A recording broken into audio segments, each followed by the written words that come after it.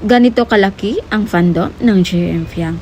Dahil sa bagong upload ng ASAP sa kanilang TikTok account, unang nakahit ng 1 million views ang video ni na JM at Fiang. And sumunod naman ang sa kanila ni Colette at kay Jazz. Sa videong ito guys, makita nyo kung gaano kakulit si Fiang at nahawa ang kanyang nonchalant partner na si JM. Ang hirap buwagin ng tandem na to. Dahil kahit sino pa ang matagal na siya showbiz industry, laging naungusan ng JM Fiang pagdating sa views. Palaging inaabangan ng mga netizens ang ganap ng JM Fiang. Kagaya na lang sa kanilang music video na pa-teaser pa lang naka 11 million views na.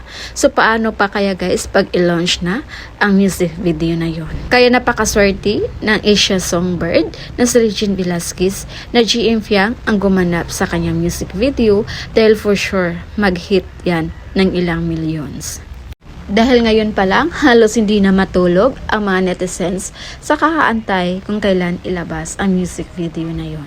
Dahil ito, yung kauna-unahang maituring natin na malaking projects ng JM Fiang. So sana hindi magsawa ang mga supporters ng JM Fiang hanggang nasa showbiz pa sila.